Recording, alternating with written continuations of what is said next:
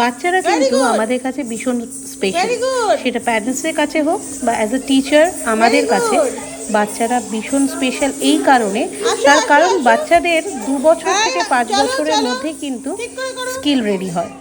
আর এই good habits গুলো যখন তৈরি হবে তখন স্কিল ডেভেলপমেন্টও কিন্তু ততটাই হবে। আর স্কিল যার যতটা ভালো তার ততটাই জীবনটা সুন্দর হবে। তো বাচ্চাদেরকে যখন আমরা অ্যাডমিশন নিই, আমাদের ফার্স্ট যেটা লক্ষ্য থাকে তাদের বডিটাকে প্রিপেয়ার করা, ফুললি একদম অ্যাক্টিভ করা, নাচের জন্য প্রস্তুত করা।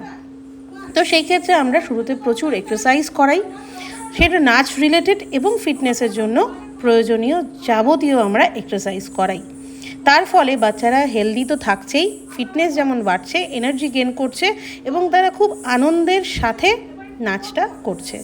এবং তার সাথে সাথে আমাদের ক্লাসিক্যাল ডান্সের কিছু ট্রেনিং প্রথা যেটা চিরাচরিতভাবে চলে আসছে বহু যুগ যুগ ধরে, সেটা তো ভীষণই ভালো।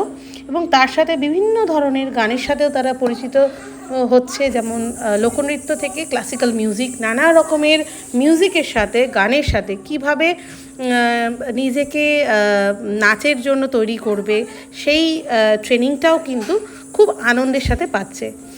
এই যে ভালোবাসা, ভালো লাগা থেকে ধীরে ধীরে একটা নৃত্যশিল্পী হয়ে ওঠা, এই যে জার্নিটা ভীষণই ভালো এবং ভীষণই আনন্দের। এটা যারা করে তারাই বুঝতে পারে যে এর আনন্দটা কত।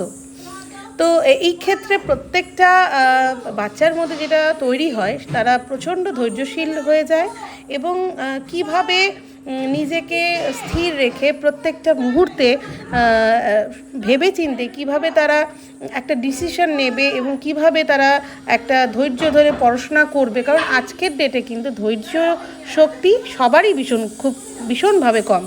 তো আমাদের এটাও টার্গেট থাকে যাতে বাচ্চাদের মধ্যে একটা ডিসিপ্লিন তৈরি হয়। তো ডিসিপ্লিনই কিন্তু জীবনের মূল চাবিকাঠি।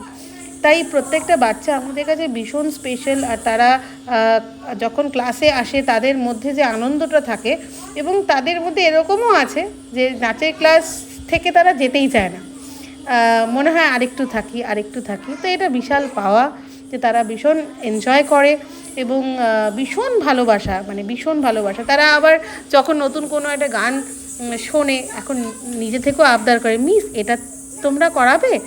হ্যাঁ, তো এই যে চয়েস ক্রিয়েট হচ্ছে প্রত্যেকটা বাচ্চার মধ্যে, এই যে একটা গুড টেস্ট তৈরি হচ্ছে, এটা বিশাল প্রাপ্তি।